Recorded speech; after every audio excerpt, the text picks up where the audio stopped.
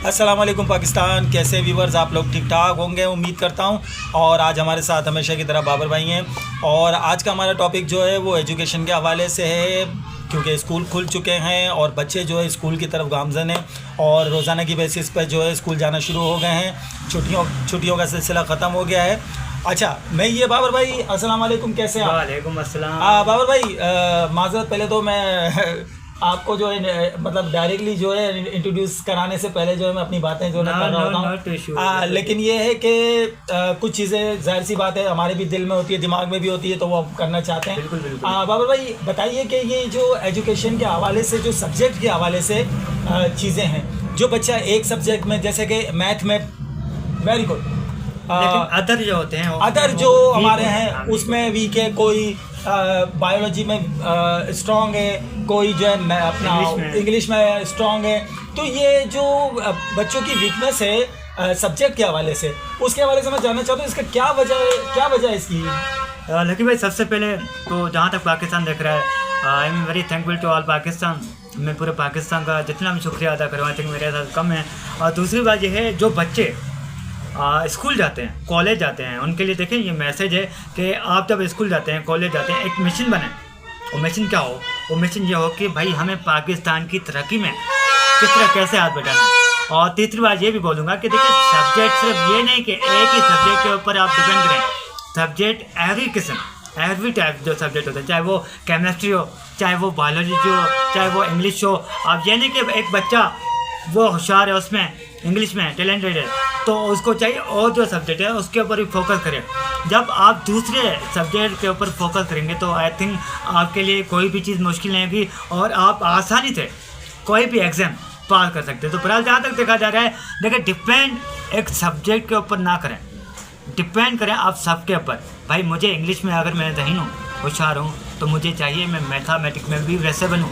अगर मैं मैथमेटिक्स में सही हूँ तो मुझे चाहिए मैं बायोलॉजी उसमें भी वैसे बनूँ। अगर मैं उसमें भी सही हूँ तो मैं केमिस्ट्री, सोशल स्टडी जो भी है। जी लकी भाई। हाँ, बिल्कुल ठीक बात कही आपने कि तमाम सब्जेक्ट में जो ना फोकस करना चाहिए और अपना फोकस स्ट्रॉन्ग पॉइंट पर लेके जो है उसको मतलब करना चाहिए, ताकि ये कि आपको अबूर हासिल हो सारे तमाम सब्जेक्ट। लकी भाई, और दूसरी बात में नौजवान जहाँ तक मुझे देखा जा रहा है, और जो स्कूल के बच्चे हैं, देखें उनका टाइम है। देखो, टाइम एक बार जाता है, दोबारा नहीं आता। जो टाइम गुजर जाता है तो आई थिंक दूसरा टाइम वो नहीं मिलता, क्योंकि वो फिर बन जाते हैं यादें हमारी।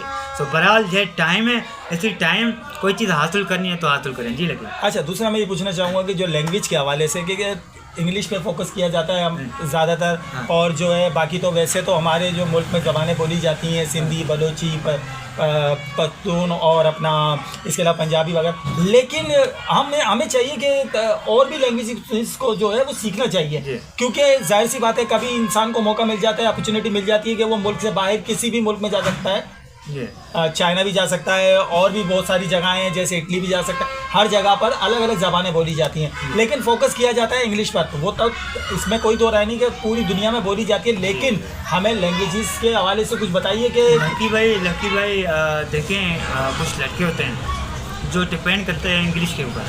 तो मैं उनको ये बताऊँगा, इंफॉर्मेशन फॉर एवरीवन। देखिए, हमारी कौमी ज़बान क्या है, वो है उर्दू। मेरे घर की ज़बान कौन सी है? सिंधी। अल्हम्दुलिल्लाह मैंने हर ज़बान के ऊपर फोकस किया। देखो, मेरे घर में जो बोली जाती है वो सिंधी बोली जाती है, लेकिन देखिए, every language must be important. वो इम्पोर्टेंट क्यों होती है आपको पता है? कि आप कहीं, आप अगर मैं जाता हूँ दूसरे मुल्क पे, अब दुबई जाता हूँ, तो वहीं पे ये नहीं होती कि सिर्फ वहीं उर्दू बोली जाती है जहाँ कोई और ज़बान। वहीं पे मुझे इंग्लिश के भी बंदे मिल सकते हैं, वहीं मैं इंग्लिश भी बोल सकता हूँ। अगर मैं अमेरिका जाता हूँ तो वहीं क्या है?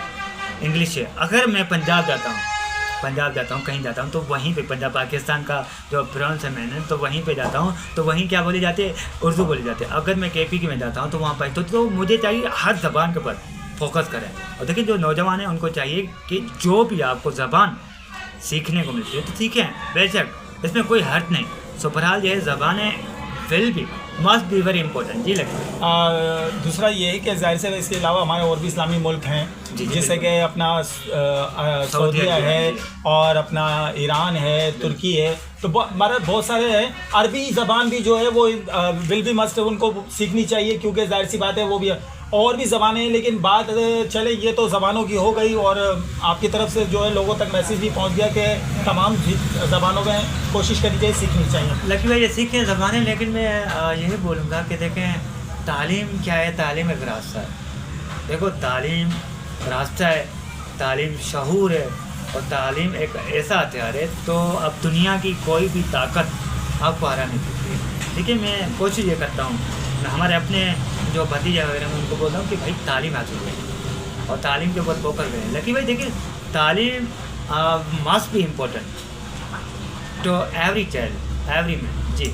आपका भी एक जो है तालीम का जो जाहिर सी बात है, आपने भी एजुकेशन जो है हासिल करी, और इस टाइम पीरियड से आप भी गुजरे हैं, प्राइमरी के बाद जो सेकेंडरी के बाद फिर आपने जो है कॉलेज, तो उसके हवाले से कुछ बताएं कि आप कि कैसा रहा है आपका, मतलब ये एक जर्नी कैसी रही है एजुकेशन की? मेरी जर्नी लकी भाई देखिए ये जर्नी को मैं कभी भूलूंगा नहीं, और एक ऐसी प्यारी जर्नी थी, एक ऐसा जिस तरह हमने ट्रैवल किया, तो सीरियसली जब ट्रैवलिंग करते थे और तालीम के ऊपर मैंने कोई समझौता नहीं किया और तालीम के ऊपर मैं फोकस करता था। देखिए हमने जो मैट्रिक मैंने की, इंटर की, और इंटर में वहीं पे जाके स्पीच करना और डिवाइस पे खड़े होना, ये देखिए ये टफ थिंग थी, लेकिन वो जो दिन याद आते हैं seriously I think that is we very memorable thing.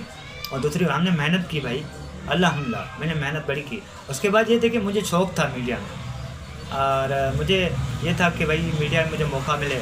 अब मौका ना मिलेगा तो लकी भाई क्या करेंगे, देखें कोशिश मैंने की, अब ना मिले तो नसीब का काम है, बहरहाल अपनी कोशिश को अच्छा क्लासमेट भी आपके होते हो, यानी कि आपकी दोस्ती जाहिर सी बात है, क्लास फेलो जो आपके हैं दोस्त हैं, तो वो भी आज कोई ऐसा आपने कभी मुलाकात होती हो कि यार वो इस मकाम पे हो और मैं इस मकाम पे हूँ, या कोई बहुत ही ज़्यादा तरक्की करके आगे चला गया है, तो कभी उनकी याद आती हो और कभी आपसे बात होती हो? तो भाई देखें कोई आपका जो क्लासमेट है भले वो कोई किसी पोस्ट पे क्यों ना बैठ जाए, लेकिन वो आपको कभी भूलेगा नहीं, मिस करेगा आपको।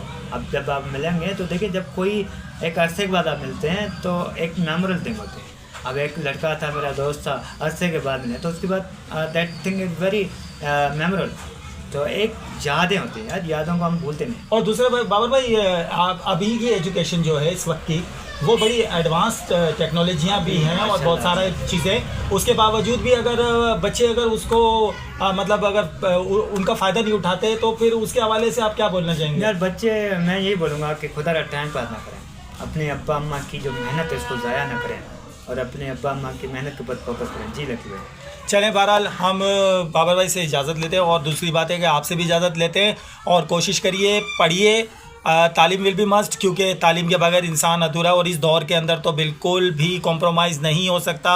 आप बच्चों को मैं यही कहूँगा कि खुदारा अपने माँ बाप का एक एक रुपया जो है वो ज़ाया होने से बचाएं, और जम के मेहनत करके पढ़ें, आगे बढ़ें और अपने मुल्क का नाम रोशन करें। शुक्रिया।